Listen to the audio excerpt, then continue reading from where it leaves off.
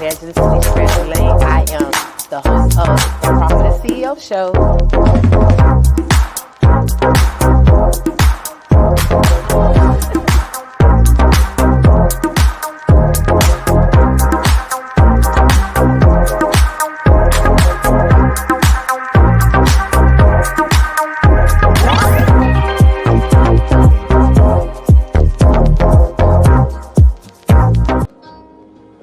Blessings, everyone, and good evening. Good evening. Come on into the broadcast on tonight, you guys. This is the Prophetess CEO Show. You guys already know that it is about ministry, business, entrepreneurship, and real life situations over here. Real talk situations is on tonight. So this would not be your ordinary broadcast on tonight. We are going to have a powerful testimony from my amazing guests on tonight. I want you guys to get your notepads and your pens. I want you to embrace your ears and come on in and tune in. Share and tag this broadcast like never before because we really want to break the internet on tonight because this is real talk situations on tonight. We plan to help somebody to get a breakthrough on tonight. We plan to let somebody see that you're not the only one that go through something in your life. You can come out of this. You do not have to be stuck. You don't have to be stagnated. You do not have to go through anything. Nobody cannot tell you you cannot be powerful. You cannot do anything in life. You got to believe that you have the power and authority to do anything that God has put inside of you. But you first have to understand, what is my assignment? What is it that God has me here for? So I have my amazing brother from another mother, you guys. And let me tell you something. I look up to my big brother because I remember a time when I was out here in the worldly life doing my thing. And let me tell you something. He always encouraged me. He always lifted me up. He never let me be in a place where I was just self-sabotaging myself or being self-stagnated. Sometimes in life we go through things and we don't understand that why people are in our life. But I come by to tell you on tonight, I don't care where you at in life. Maybe you're not in your spiritual growth walk. Maybe you do not know God for yourself, but you want to know God. True indeed. Maybe you have not went through nothing in your life. Maybe something that helped you come out of this dark place into this marvelous light. But maybe on tonight, people that look like us, and I'm not being funny right now. I'm not talking about religious. I'm not talking about traditional folks. I'm talking about real life situations. People that look like me and you come from where we come from. That we came out of it. That there is life after darkness. There is life after trauma. There is life after bondage. You got to understand that it's bigger and you're something bigger and greater than you. You got to understand that you're bigger and greater than anything. It doesn't matter what it looks like. It doesn't even matter what the situation even look like. What matters is that you're coming out of this. You will not be stuck. You're coming out of this. You will not be stagnated. You're coming out of this. So I just want to pray us in before I start his interview, you guys. This will be the first half. When we come back on the second half, be ready because he's going to share his powerful testimony with us. You guys make sure you tag and share. Tag and share. I'm going to keep saying it because I want everybody to be uplifted on tonight because this is so real to me because it takes a lot for a person to come on here and share their real truth and their real powerful testimony and not ashamed of what it came from or how they came out or share. I tell you how to get out of your own mess, you know. So I just thank God for my brother because he is amazing to me. He's a man that wears many hats. If you guys already know, we already call him. His name is Jermaine Carter Chundy, but we call him Mr. The Boss Carter. That's what I call. That's why I like to call him the boss. So if you guys don't know him, just know on tonight you're going to get to know him. So just get ready. Let's get ready. But before I let him come in to tell you about himself, I just want to pray over the airways because we already know we battle some things sometimes, and I don't want no interruptions on tonight. So just touch and agree with me on prayer while you on your side in your house. Father God, in the name of Jesus, oh God, we just thank you on tonight, Lord God. We ask you right now, Lord God, that you will clear the airways, Lord God, that you will clear the ley lines and all the above, Lord God, that it will not be no monster spirits on this broadcast on tonight, Lord God. We just want it all be you and none of us, Lord God. Let us die to our flesh on today, Lord God. But Father God, embrace the people ears so they can hear from not only us, but the you that's inside of us, oh God. So, Father God, in the name of Jesus, oh God, we hope that we uplift somebody on tonight. We hope somebody get a breakthrough on tonight. We hope somebody be able to get a healing on tonight. Help your people understand that they will not be stuck and stagnated. They will not be stuck or sabotaged or no longer deal with trauma, but they will get techniques and guidelines how to come out of it. In Jesus' name that we pray, amen. Welcome, welcome, welcome. Mr. Boss Carter yourself. Welcome. What's going on, sir? Nothing. I'm loving it. I'm so ready to do this interview, you guys. I'm excited. They tuning in, bro. Everybody's ready. So I'm gonna start your questions on tonight first. And I Mm-hmm. just wanna just ask you so they can get to know you because I know you personally. Right. Who is Mr. Jermaine Carter? Boy, where do I start? Um, Husband, father, Come on. businessman, self-employed, entrepreneur, hustler, like Yeah. yeah, all the above. Started the journey. Born and raised Miami-Dade County. Yes. Um, just came from there and just went through a whole bunch of trials and tribulations in life and came out on the back end and just blessed to be in the situation I am today. Amen. Amen to that. So the second question I have for you on tonight is when was it that you knew your life has changed for the best? um I want to say, I think when I actually started coaching my youngest son football team. Mm-hmm. I think that's when everything kind of flipped for me because I have 7 kids, 6 different women. Really wasn't a father to a lot of my my older kids, like running the street, in and out of jail, hustling, doing all type of foolishness. And Right. when I got out of prison, I had my last son. Everybody see him because everybody know me from like posting him. So a lot of people don't know that I have other kids. They know now because I talk about it all the time. Right. But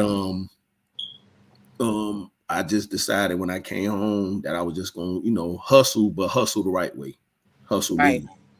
legal. And when it was time for him to actually go play football, I took him out there, and I actually was watching it, and I was like, these dudes don't know what they doing. So I decided to just help out a little bit, and then he didn't really the coach didn't really have a lot of coaches. So I was like, I'm gonna help out till he get us, get some coaches out here, and I'm gonna Yes. fall back. But I actually started doing it and liking it.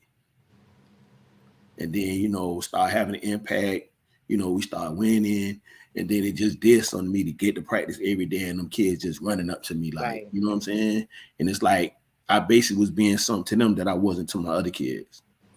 Awesome. That's so much needed. And that helps me to ask the next question that I want to ask you because the next one is um like you do a lot in the community, especially with the youth.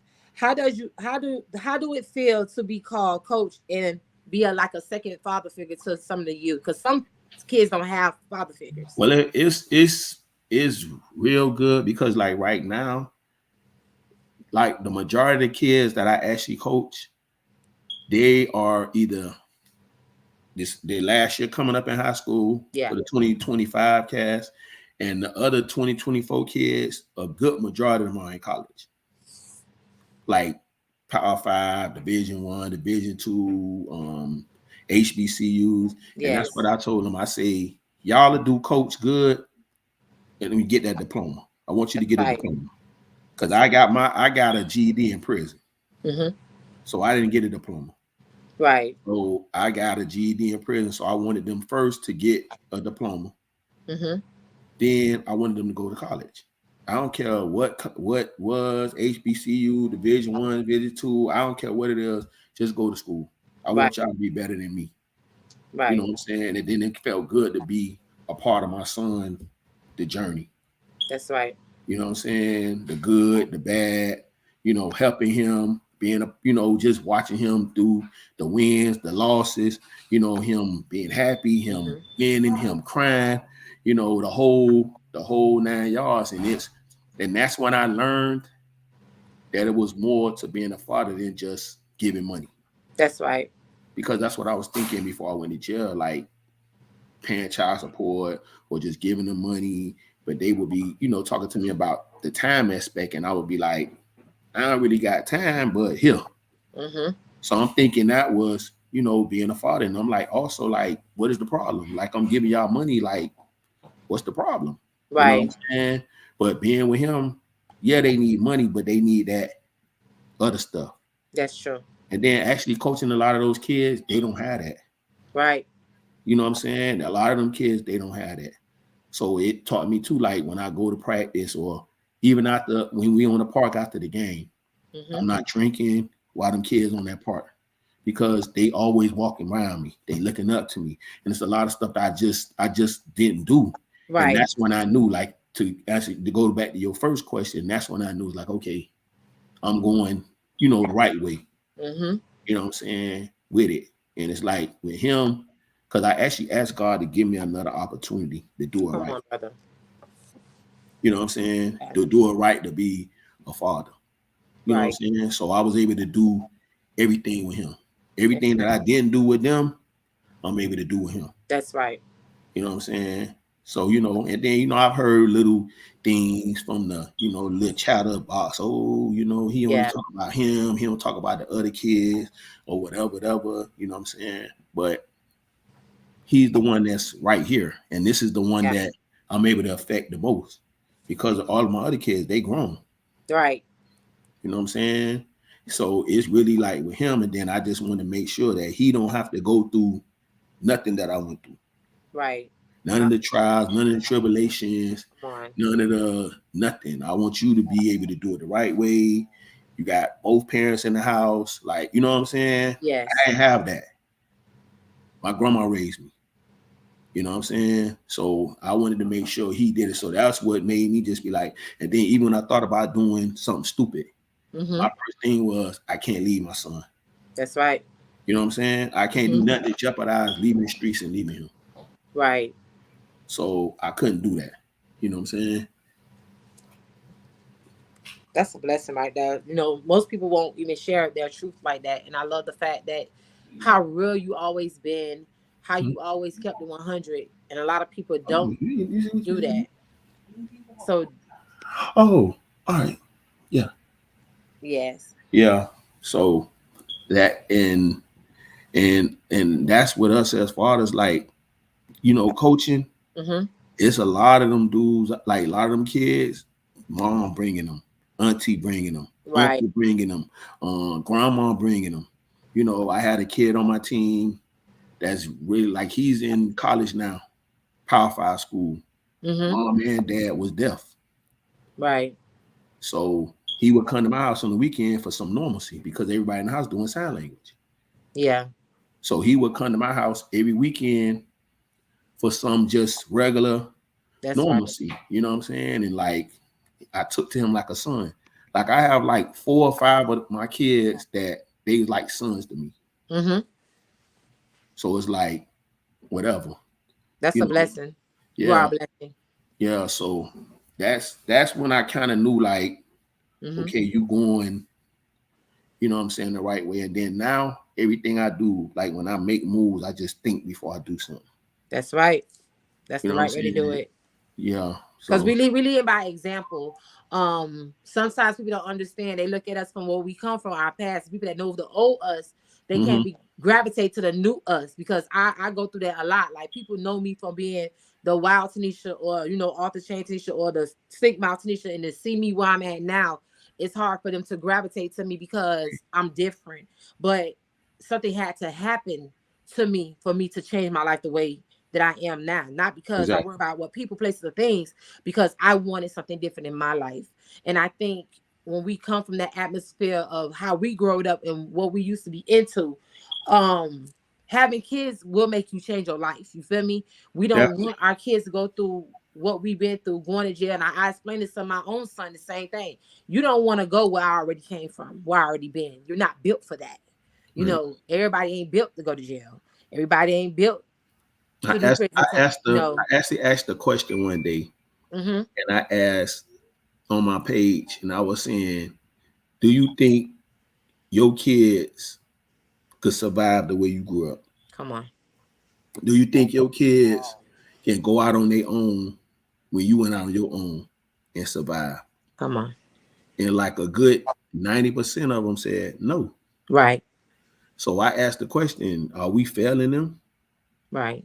Are we failing them? Like we're not preparing? Because I think us nowadays, we Mm-hmm. at a point where we so don't want to have them to have to struggle or them to have to go through what we went through. Because Yeah. like we give them everything Yeah. and we don't make them earn nothing. So it's like a double-edged sword with that too, though. Mm-hmm. Because by you I just agree. giving them, they, a lot of them, you know, a lot of them do, but a lot of them they don't appreciate that That's right. because you just gave it to them. You know, like simple things like I'm saying, growing up, I had to ask to go in the refrigerator. Mm-hmm. Our kids are going in and out of the refrigerator, and I had women telling me, "Oh, what's you know, the stuff is in the refrigerator for them." But why not ask? Right. You know what I'm saying? And I also one of the biggest debates I say is a woman get serving her dude, her husband, her boyfriend, or whatever, her man on a paper Mm-hmm. plate. I just think that's disrespectful. A Yeah. man shouldn't be served on a paper plate. So they was like, oh, but who gonna wash the dishes? I'm saying, but that's what you learn about who the person who bringing in the bacon, the person who go out there working Right. hard. You complaining about a paper plate for a man? Think Yeah. about putting your husband's steak on the paper plate. Just think about that. Right.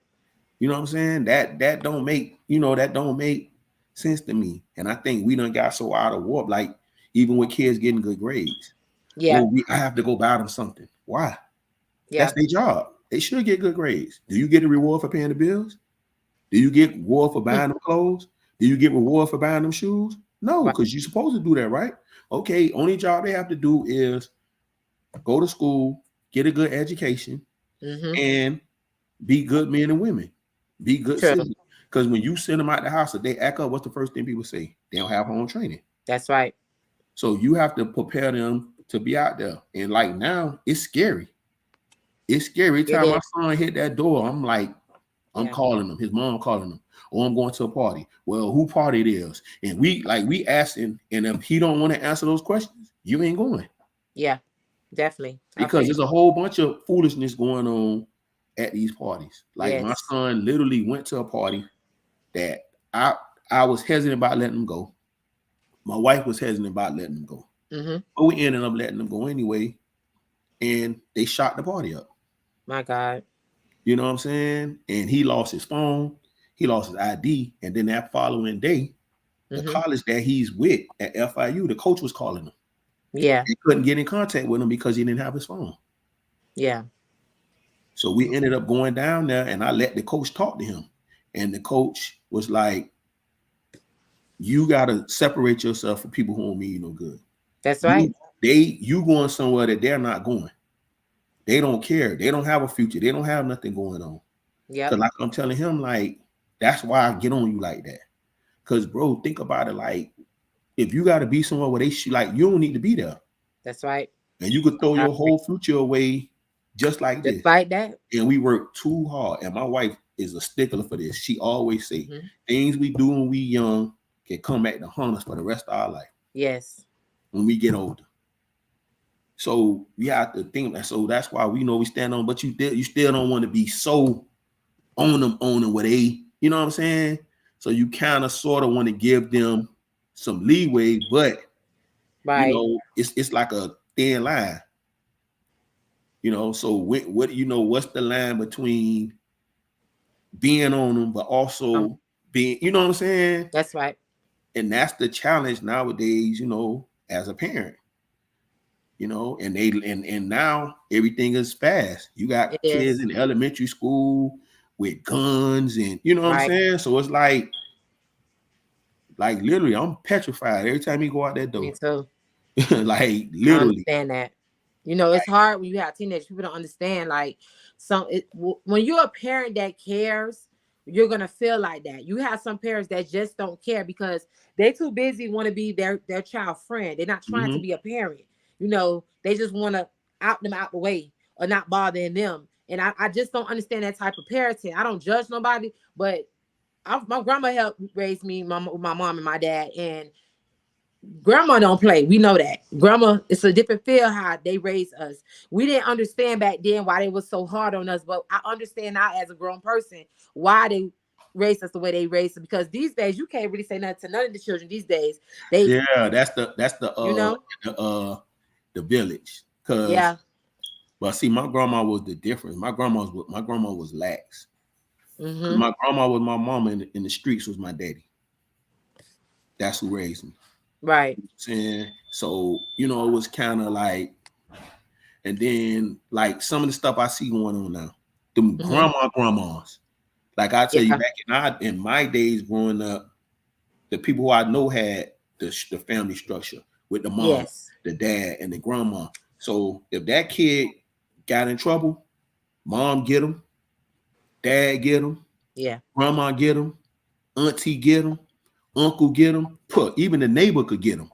Because back in my days, the neighbor had a spare key to your house. Come on. The neighbor had a spare key in your house. And back in my days, you knew everybody on your block. Right. I got people that have been living next door to me on my block. I've been living on this house for 6 years.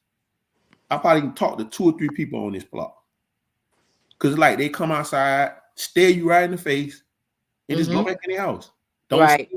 Don't say nothing. I remember back in the days we looked out for each other. Like you Right. went out of town, you told your neighbor, "Hey, we going out of town." So your neighbor would bring your mail in for you. Your neighbor would pull your garbage in for you, take your garbage out for you. Your neighbor would watch over your house for you. Right. Now it's like I don't know them. Like even with your mailman, my mailman literally, I would come outside and I see him walking up. Mm-hmm. He'll put my mail in my box and just walk off. Because you Mm-hmm. remember you did things for your mailman That's on, right. on Christmas and holidays. You gave them a little tip, or you gave them a little love offering or Yes. something. Like this dude literally don't talk to us. Right. Like I'll be standing there, he won't even say, "Okay, well, he'll put the mail in my hand." He'll look at me, put the mail in the box, and just walk off. Mm-mm. It's different. And I think that's what's the problem now.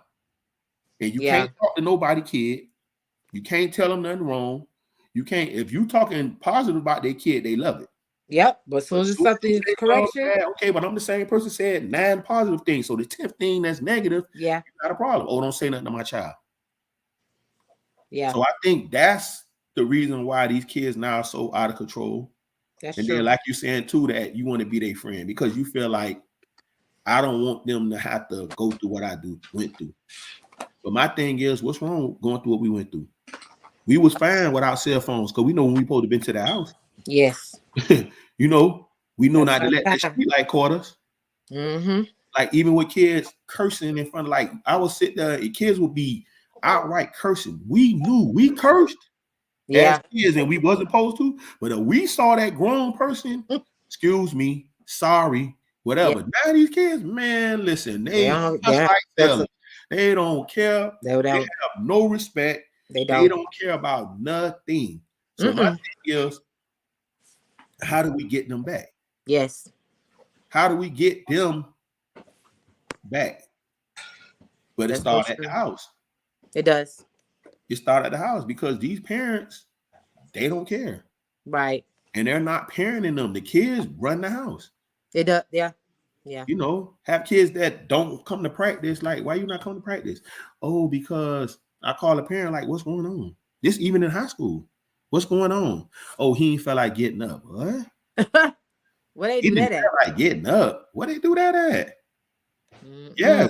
Yes, y'all. The streets are definitely raising these kids nowadays. Yes.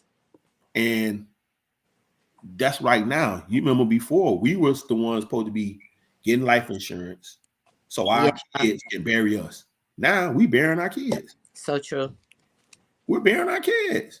And it's like a child make it to 25. It's like they're not even making it to 25. Mm-mm.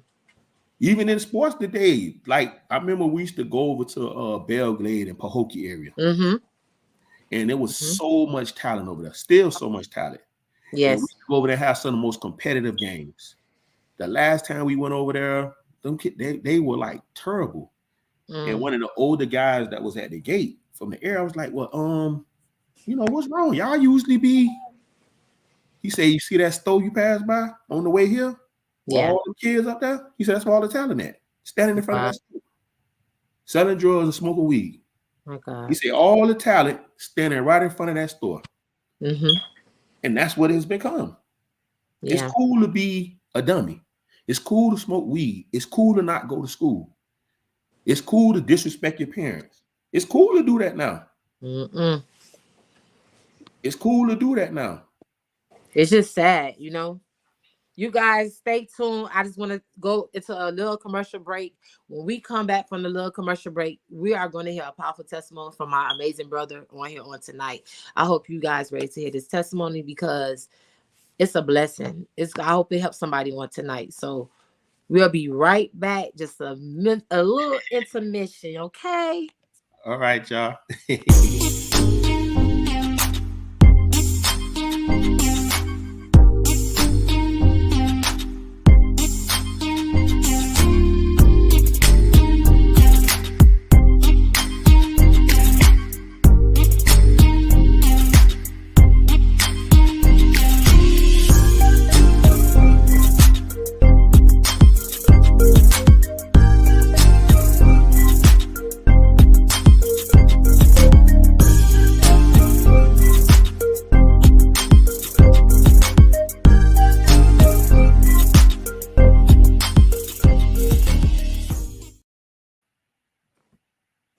And we are back with the second part of after our commercial break. As I told you guys, make sure if you just coming in, tag 5 or 10 people that you know that need a blessing on tonight. This is going to be a powerful testimony. You guys are special guests on tonight, and I call him Mr. The Boss Carter, and you guys know him as Jermaine Carter. But if you don't Yeah. know him, guess what? Get to know him.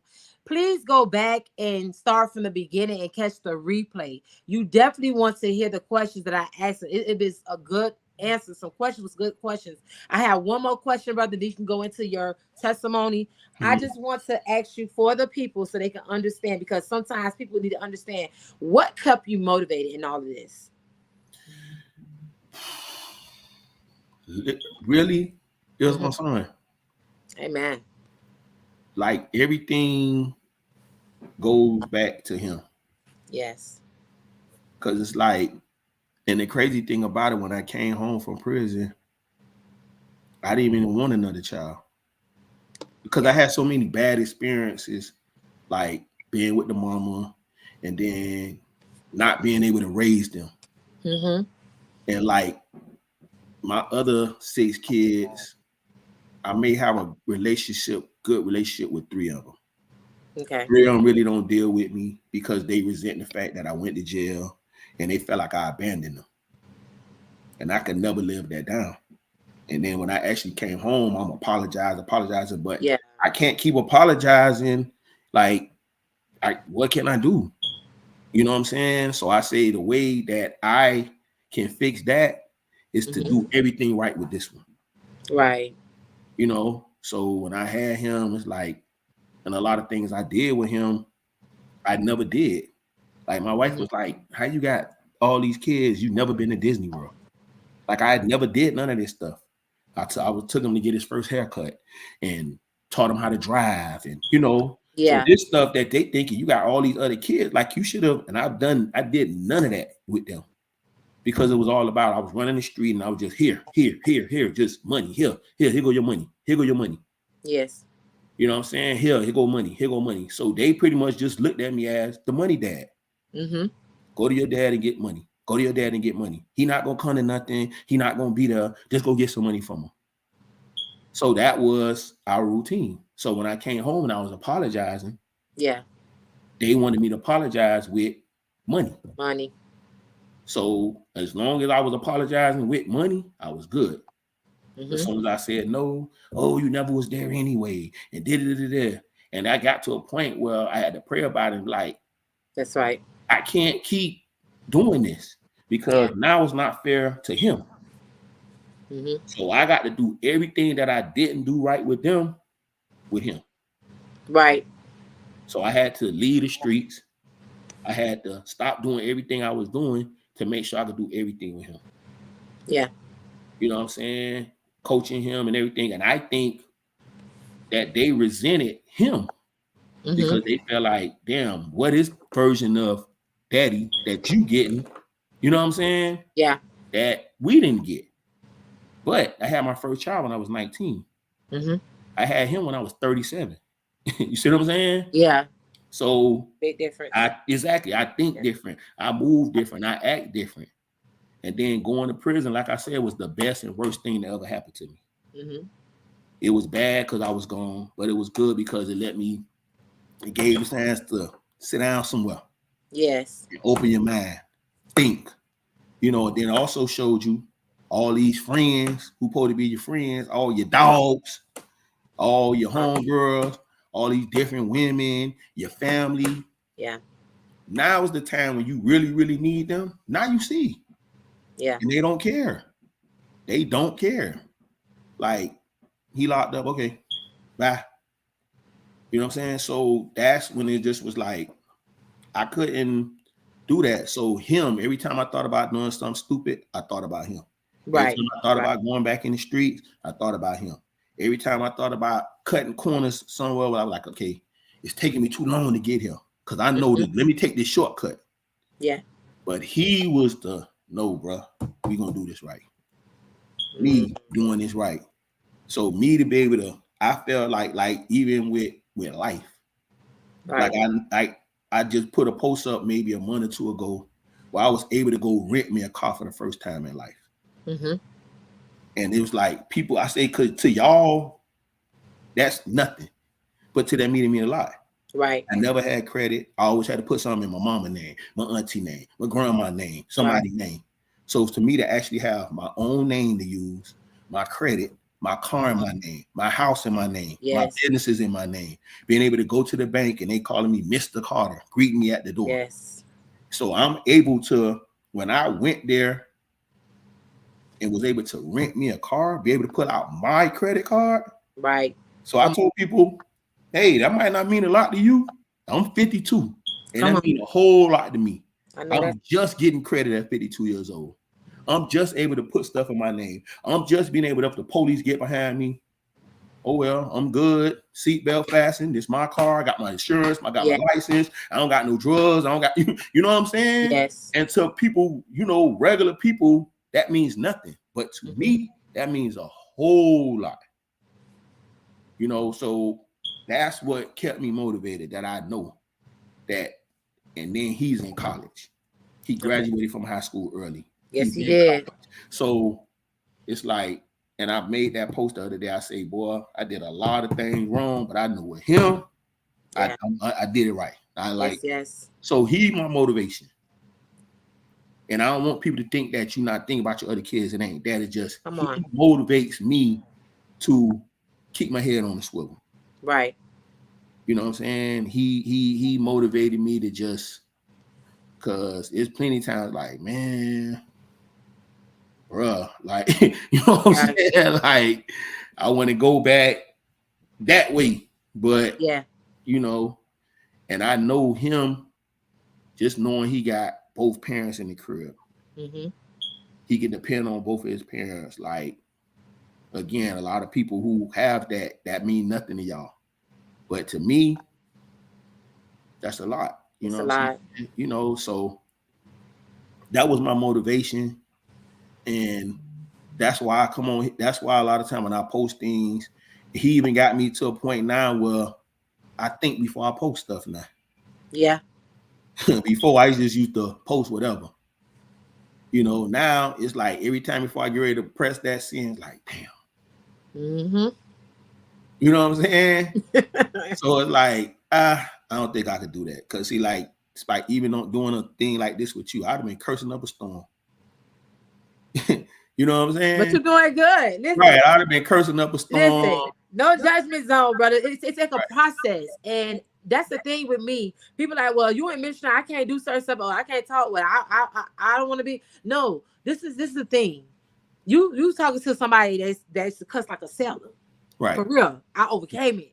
A lot of times we have to pray for things like that. We ask God for more humbleness, And my mom, I have my days and it's like, oh, I'm so frustrated. I just want to snap. The old teachers do want to come out, but I have to die to my flesh daily. And I'm proud of you. Like, I'm really proud of you. Like, you handling it so well.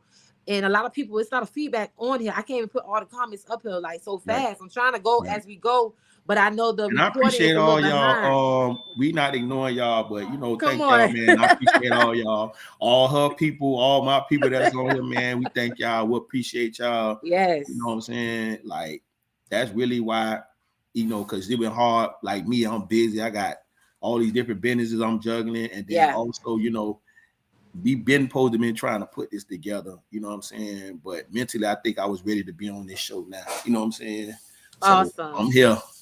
Definitely want to bring you back again for at least I'm planning a Father's Day event, but I want something real. I want real fathers. I don't want, it's no shade throwing to my church people. Let me just make that very clear because people underestimate. I just want real life situations.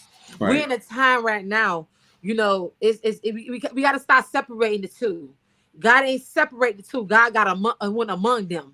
See, people want to critique the Bible, but it's biblical. So if you read the Bible like you say you do, because you got a lot of people that's out here in the world that really love God for real and know God for themselves. But you can't judge because how they live. You got to give them time to change their life on their own. They're not going to change overnight because I didn't change overnight. I had to go through something real critical before to make me change and really walk my calling. I was running for a long time. I knew when I was out there in the world that I was called to ministry and I had a gift. But I was running, bro, because I was so accustomed to street life. Right.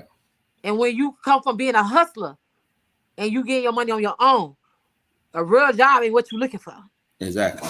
People don't understand it. They say they understand, but if you don't come from where we come from, you won't understand. It's easy to say, well, I did it, but the way you did it probably was easier for you to do it. But where I come from, I can't just do it that easy the way you want me to do it. But I can still press my way. I can still push my way. And that's why I always say press, push, and pray. And I know I'm not for everybody. I get it. I know I'm not for everybody. But I know I am street material, street ministry, and pulpit ministry. I'm both. And sometimes, bro, it get hard because you know why? Because in ministry, even though it's supposed to be a safe place, a home for people that's in the world like to come to, you got to understand some people in church and ministries, they don't adapt to people that look like us easy. Mm-hmm. They get intimidated. And then when they find out that you, as smart as you is, and biblical for yourself, the Bible yourself because you really read, they tend to try to tweak what you say or make it seem like what you read is not right. What they say is right and you're wrong. But one thing about me, what I love the fact of me, and the old me, the look at me now, bro, from 6, 17 years ago from Normie. I'm different. Yeah. I learned to be humble. And I would never forget the conversation that we had with the situation I had. And you told me, you say, I don't judge, sis. And I love both of y'all. And I love that about you because that touched me. I don't have to say no name, but you know what I'm talking about. Because at the end of the day, brother, sometimes we need that. People need to be uplifted. And I seen you go through a lot of things in life too when it came to friendship. And one thing what I love about you, you always stood your ground. You never changed. I don't care what nobody say, you never changed. You never changed the way what you say. You always was 100. And I learned a lot from you. People don't understand what's going on right now. This is a moment for me. This is one for the books for me, So I just thank God that I was able to meet you when I met you. I thank God that you was able to be a big brother in my life. I thank God that I have grown in so many ways. You have grown in so many ways. It's such a blessing to see us see each other kids grow up. But it's amazing to see Six the way he is right now. Like I watch him go through the transformation, and no matter what, bro, keep praying. They're gonna come around. Right. You feel me? And that's why I said too, like I have to, like before I just used to post whatever. Cause I ain't even want to be on social media. I wasn't even thinking about no social media. And the crazy thing about it, somebody like, man, you need to get on Facebook. Cause I'm thinking about Facebook is like MySpace with the foolishness. Yeah. So I'm like, man, I ain't fooling with this. So I said, all right, I'm playing around. I just created a little page, went to sleep. I wake up in the next morning, I had 1,200 friend requests. Come on. And they like, you on Facebook? You on Facebook? You on Facebook? You on Facebook? Mm-hmm. Like 1,200 friend requests, like in one day. And I'm like, dang, because I ain't know all them was on Facebook. And right. Boom, boom, boom, boom, right. boom. And it was like, and then I just post whatever. Post whatever, then care, then think, just boom, post, boom, post. coaching, disrespectful stuff, whatever. And then it got to a point where it's like, and I was working at Iguanas, the owner of the club, he was like, yo, man, you kind of like one of the people who a lot of people deal with and look up to here. Yeah. You can't be posting a lot of stuff because it's bad for our brand. Mm-hmm. Because now you're representing a brand. Right. And then that's what also made me start taking all of my businesses, dip my brands serious. Right. So it's a lot of people call me, hey, I want to do this. And they'll think you acting funny, but it's like, I can't attach my brand to everything. That's true. Because a lot of y'all do this for a hobby. This ain't how y'all make a living. Y'all just work and do this on the side. So y'all don't care about this. But yeah, this is how I feed my family. This is my street ministry. Come this on, is my bro. legal hustle. That's right. So I can't attach my name to foolishness. That's right. Because once they hear boss or germ affiliated with it, they expect certain things. And that's why I do my picnic every year for my birthday, for Memorial Day. Yes. Because it's like an appreciation picnic. And it's basically telling everybody that I appreciate y'all for supporting everything I do. Right. Boss Carter Catering, Boss Entertainment, Boss Radio, Boss Designs. Like, y'all support everything I do. So this one day out of the year, I'm feeding all y'all. Everything on me. Yeah. You know what I'm saying? So that's basically letting everybody know, like, dang, this man get a lot from us, but he gives. That's right. And then there's people like you who I talk to all the time who they don't even know about. Like, a lot of these people don't know I know you know you. Right. You know what I'm saying? They yes. don't know that. You know what I'm saying? So they don't know, like, dang, you know him? And then a lot of people know, like even when my son go places, people be speaking to him and me be like, who is that? Oh, that's probably one of the dad friends. Or I go somewhere, they like, every time we go somewhere, somebody know you. Like, you know what I'm saying? Yeah. And go get back to the thing you said about the Father's Day thing. That's why I do my I also start doing the yearly Father's Day event in Miami Gardens. You know what I'm saying? Because it was like, oh, black men not involved. Black men don't be involved with their kids. Black men never had their kids. So I say, this on Father's Day, what we're gonna do. And my kids even get mad at me because they want to do stuff with me on Father's Day, and I'm doing this because I said, because I got bounce houses, the ponies, the music, everything, and I say, all y'all fathers, go get your kids. Got a photographer and everything, because I want to have them have the photographer take pictures with men, with their kids. Get your daughter, get your son. I got thing out here for girls. I got thing out here for boys. We doing painting the kids' faces. We got the ponies. We got the trains. We doing food. We got music. We got DJs. We got slides. We got bounce houses. We got all this. I say, tell them, the moms, we got the kids today. Right. Fellas, go get your kids. You know what I'm saying? Let's kill that stigma that men don't be involved with their kids. Right. Men don't have their kids. Because that's the knock on us. You know what I'm saying? So I'm like, okay, this day here, and I want the camera, I say, snap them up. Yeah. We're going to be posting all these dudes with their sons, with their daughters. You know what I'm saying? Like, yeah, yo only got a little girl. Bring her. Right. Bring your daughter. Be out here with your daughter. To give that stigma, like, you know what I'm saying, that we don't be involved with our kids. And I could say I was on the other side of that too, because I wasn't involved. I just thought, here, give them money, give them money, give them money, give them money, give them money. But the things that I'm able to do, that I've done with my son, even with other people's kids, I got some of these kids that actually look up to me more than they do their own parents. Yeah. They scared of me. They used to be like my kids. The teacher would tell them, because I had every one of my kids' teachers had my information. And they would be like, hey, I'm gonna call your mama. So I'm gonna call your daddy. So don't worry about it. I'm gonna call Coach John. No, don't call Coach John. You be tripping. You know what I'm saying? You know, so they knew, because they know, like, we're not gonna play that. Right. And if you're not gonna do things the right way, like I had a standard that I had my parents saying, this how we gonna do this. You can't disrespect us. You can't disrespect my coaches. You can't do none of that.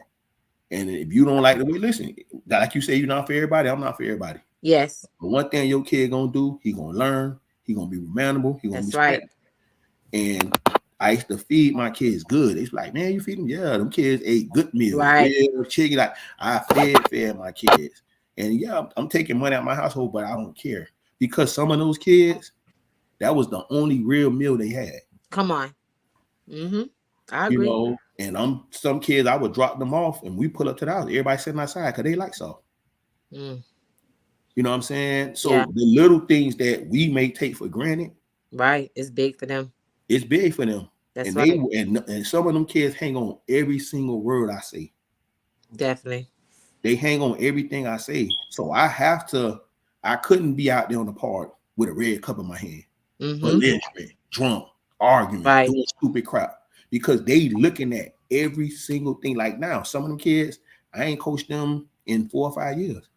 And every time they see me, they address me as coach. Yeah. Coach. I'm gonna be coach the rest of their life. Right. I'm gonna be coach the rest of their life. And to see them kids now graduate from high school, going to college, I won. Yes.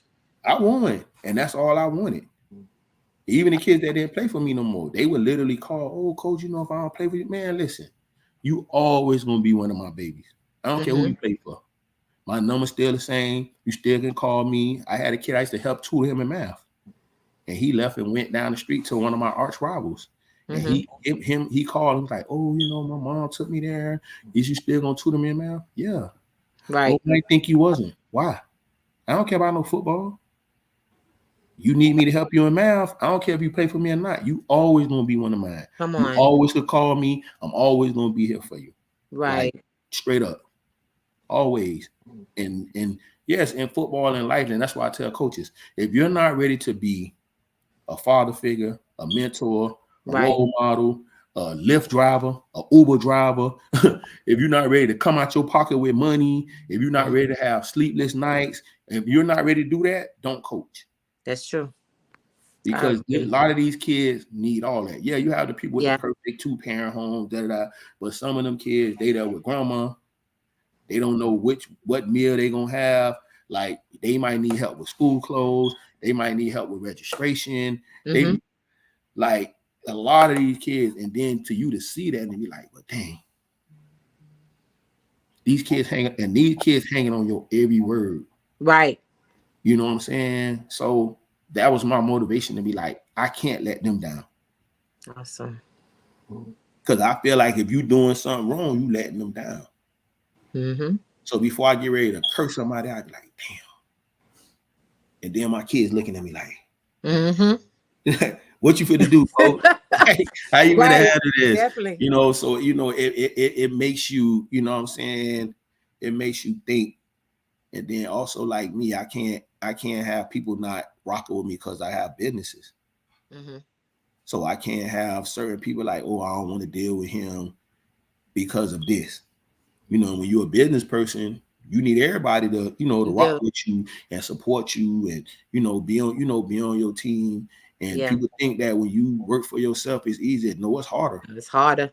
Because y'all that go to work every day and got a job, y'all know where y'all check coming from. Y'all got sick days. You could take off and go on vacation and still get your check. We can't do none of that. We got to wake up every day with a way to get us some money. That's right. You know what I'm saying? So that's why every time I do something, I pray about it and then I don't worry. Yeah. I don't worry about it because I know it's going, you know what I'm saying? Because you trust God. Exactly. And that's why I have to do that picnic every day. So those y'all already know Memorial Day. Then this year actually falls on my birthday, May 27th. Yeah. So I do my picnic every year at Earhart Park. I feed 500-600 people. The whole 9, ribs, chicken, macaroni, hamburgers, hot dogs. And, last year we started up frying fish. So we fried fish too. You know? And so just come out, you know what I'm saying? And I've been doing it, I want to say 15, 16 years and had one incident. You know what I'm saying? So that's a blessing as well. Just had one incident, but for the most part, everybody come out there. They have a good time. They bring their tents, they bring their tables, they bring their chairs. I'm not talking about like we just have a great time.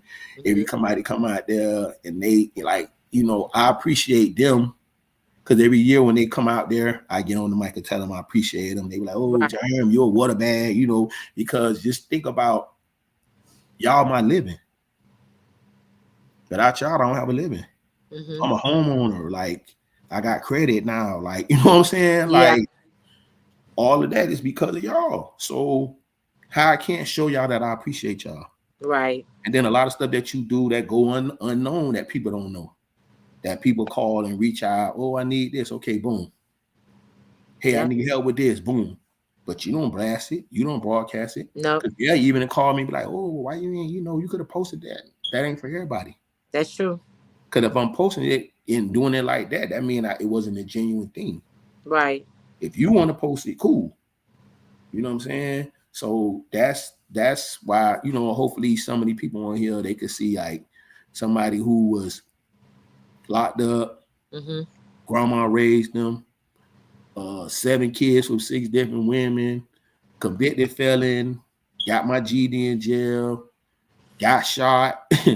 You know what I'm saying? When I got out of prison, I was staying with my grandma, sleeping on the floor, license suspended for child support, no driver's license. You Right. you name it. So that's why I tell Yeah. people when they complain about stuff, man, I don't want to hear that, man. Mm-mm. Like it's like you just gotta go harder. You gotta go. You got to grind. You gotta Yeah. make it happen. You can't sit around feeling sorry for yourself, like, because nobody don't care. That's true. Nobody don't care. And people could judge you by your past and be like, oh yeah, did that, man? Listen, at the end of the day, everybody got a past. That's right. Everybody. Right. And now it's what you do moving forward. Yep. That's it. And I said it myself. I was a terrible father. I was a baby daddy. I ain't know nothing about being no father. Nothing. Mm-hmm. Now I call myself a father. But back then, I was a baby daddy, sperm donor, whatever, like all that. Yeah. You know what I'm saying? Because I didn't know. And then also, when you're having kids when you're young, what's your blueprint? Mm-hmm. You having a child when you're 19. So where's your thing? You know what I'm saying? Where's your guide to say, okay, this is how that's supposed to be done. Right. This is what being a father is. Even with life insurance now. A lot of these people don't have life insurance. GoFundMe is life insurance now. Right. Dinner sales and all that. Like now I had to pay to bury my dad. Mm-hmm. Somebody that really wasn't even involved in my life. I had to pay to bury him. You know what I'm saying? So I could have just been like, he really never was in my life like that. So why am I spending my money, you know what I'm saying, to do that? But I was blessed to be able to do it. Yes. You know what I'm saying? But I could have been like, he ain't do nothing for me. Y'all go ahead and cremate him and I'll come in there and pay my respects and leave. But you didn't. Yeah, but I'm like, nah, we Right. not cremating him. And if I got to pay for it, hey, because I already knew in my mind, because they said that before he passed, he told them that. I don't have no insurance. Yeah. I don't have none of that. And they was like, well, what you think about the cremation thing? And he was like, nah, I know my son gonna pay for it. So it's like he spoke that up on me.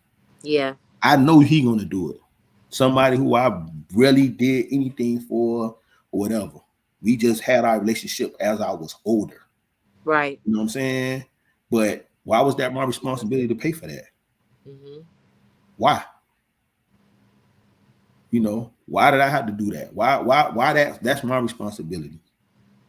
But I just took it. Like, that was your test, yeah. It was your test. Yeah. Yeah. And it was like, everybody, y'all done made all these decisions when it came to my dad. But now when it comes to the financial part, it was like, talk to his son. Mm-hmm. But it is what it is.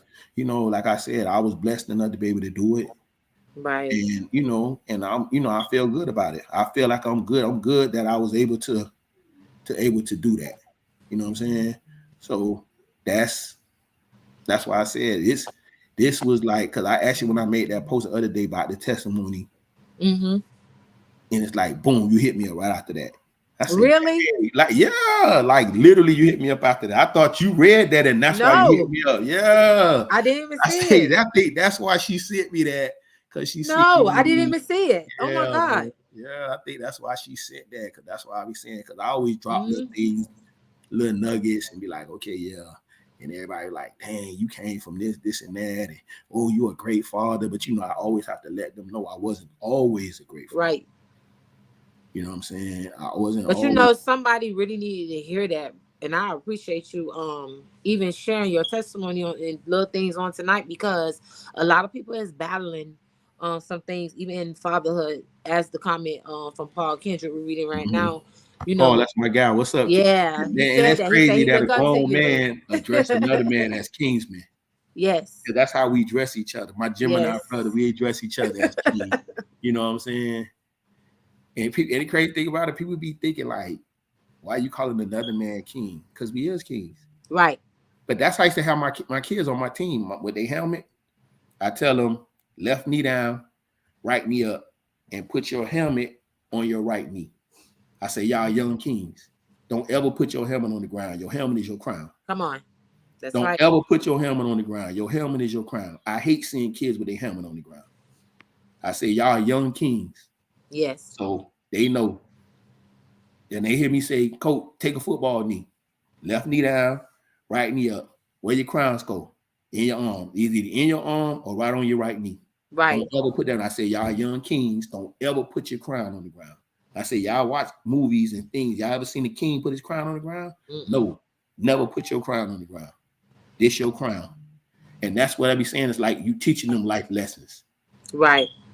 And that's why I said I hated the fact that a lot of time they were stopping convicted felons for coaching kids, because they're like, oh, we don't want y'all around. But these are the perfect people to talk to kids. It is. Because they're gonna take it from somebody who never been in trouble and be like, you supposed to tell me that. But this guy that went through this, like, I could tell you this. Like, you have people that grew up that never had their own room before. Right. And some of you kids have your own room. You kids are walking around here with $600 cell phones. Come on. I used to get $300 to buy all my school clothes. Right. Like clothes, shoes, boxers, undershirts, everything. $300. I used to get $3 a week for allowance. Try to get one of these kids $3. What? Man, please. That's what I'm saying. Yeah. So y'all don't understand how blessed y'all is. And I preach that to my son. Right. Like, bro, you are blessed. Like, you're blessed. Like, for real. When I tell you, you are so blessed. Like, bro, it's things that other people worry about that you don't have to worry about. That's true. You know what I'm saying? And that's why I get on him about little things like, man, listen, because I don't ever want you to take this for granted. Right. Ever. It's people that wish they could have the things that you have. All you gotta do is pick up the phone and call me and mom. Boom, just like that. So I'm not gonna ever let you take this for granted. I'm not gonna never let you do this. Yes. Because you don't have to. And we work too hard. You work too hard. We put too much in to let one little stupid mistake just ruin the whole situation. Yes. You know? And that's why when you do things like this here, you want somebody here to be like, dang. Because a lot of people don't know what you've been through. So like a lot of these people that's following you, they don't know you. They don't know Nisha. No. They don't know that Nisha that'll fire up on them. Like, like they don't, they don't know. They don't know. And I used to actually write my kids when I was in jail. And they used to be like, why are you writing them when they're young? Because I say, you never know what you're going to be later. So like, say, for example, you were writing testimonies of things you did when you was off the chain. Because like my son, my baby, he don't know that. He don't know about germ. He don't know about germ. He don't know none of that. Right. To him, he like, this square dude ain't never been in no trouble, man. All right, your daddy was, you know what I'm saying? So that's why those letters are that. Because like you might have been on the chain for the first 30 years of your life, and now you have a child, and now your child, different. Like, they know nothing about that. So they think you just talking when you say, oh, I've been there. Man, Mom, you ain't dead. Come on. Mom, you go to work every day. You married. You a church lady. You know what I'm saying? Yeah. Man, child, please, Mom, don't worry about it here. Look. Yeah. Hey, Mom, that was you. Yeah. I was like, yeah, like, don't play with me now. Like, you feel me? Yeah. because you never know what you're going to be in the future. That's right. So they look at you now and be like, that person there, no, I don't know. Because like him, he knows none of that. Yes. He don't know me for none of that. He know me, Coach Germ. My daddy get up, my daddy grind, my daddy get up Right. at 3 o'clock in the morning. I call my daddy, boom, he right there. Yeah. He don't know me for not to be the daddy that's there. He don't know me for being. I know when I call him, he on his way. Like he told me, his dorm hot. I need a fan. He got that fan today. Come on. Like, you know what I'm saying? Yeah. He got that fan today. Definitely. So that's what he know. He don't know that, yo, man, I'm finna send your mama the money. I'm finna go out of town. Or I'm finna go on the block. Or he don't know that. Right. He don't know nothing about none of that. And I didn't want him to know that. Right. You know? Definitely. So, Yeah, it's so funny that you said that because my mama just posted. Look what mama posted. You said what you said. Here go yeah, my mama. yeah, yeah. Definitely. Let your We past agree, be your past. mom. Yeah, mama. We Yeah, agree, mom. But yeah. I really appreciate you being a part on tonight. I always up you guys for the broadcast, but we will do definitely a part 2. And I think what we'll do is I'll bring a couple of my kings on here and we'll have a conversation. I might reach out to you, Mr. Paul Kendrick, me, you, and Jeremy, and maybe Yeah, Anthony get on here all together that's my guy, man. and do a conversation because it's needed. Real talk situation is much needed. And this is why I've been starting to do them. I've been doing them started last year, Right. but I had slowed down for a minute, and not because of how people feel, how people think, because I don't worry about that. It's because I had to put myself on timeout because I was getting called to do a lot of things. I got a lot of things going on for me, true indeed, but I don't talk about like you said, bro. You just do it. When God put me in position to put it out there, then I put it out there, and that's what I love about you. You've never been a bragger, none that I can ever know of. You know, showing is in the pudding. I always learned that, you know, just show up. That's what you do. Right. You show up. And I appreciate you for always inspiring me. And thank you for inspiring the people on this broadcast on tonight. Right. We definitely going to bring him back, you guys. I thank each and every one of you for showing us love on tonight. My audience, his audience, combining together. And you guys that's coming back to catch the replay, please go back to the beginning. Right. And I'm sure it's something that's going to encourage you. I'm sure it's something that's going to touch your heart. It's going to touch your spirit. I'm telling you, just be ready because you never know who I'm going to bring up next because it's real life talk situations over here. And the people need a platform to talk on. And this is why I open my platform to let the people talk and share what's going on with them. I even have another girl that's coming on. She have a powerful testimony and it's going to blow your mind. Just stay tuned. Follow me not because of where I'm going. Follow me because you love me. Follow me because you want to get to know me, who I am personally, and not plus who I'm connected to. I need you to put my people that's logged in, like, you know, let them know, you know what I'm saying, you know, about you or whatever, where they could know, you know what I'm saying? Yes, definitely. Follow you and everything too. I'm always on social media. You guys can always follow my page, my regular page where you see this right now. Taniesha Ramsey Lane. I put all my outlets, all my pages connected to the main page when I go live. I am in ministry, but I also have entrepreneurship that I'm doing stuff in my own business time. I have a lot going on. I do have a new makeup line coming out for you ladies. Stay tuned. And I also do my own hair care products as well. I'm getting back into my hair stages because hair was my first baby. That was my first ministry. I've been a cosmetic, not only cosmetic I was dealing with, but cosmetologist for like 28 plus years now. And I miss doing what I love to do. So I got to get back because I got lazy for a minute when the pandemic hit. But you guys stay tuned. I have some apparel coming up. I'm doing some blazers. You guys know how I am. I'm different. But I love the slogans shirts. I will be doing slogan shirts with the jackets and the Converse, the design Converse coming soon. Exactly. It will be Loyalty 305 over here. My new boutique coming out. I have a book that's coming out. It's my life story, you guys. You got to stay tuned from the streets to the pulpit.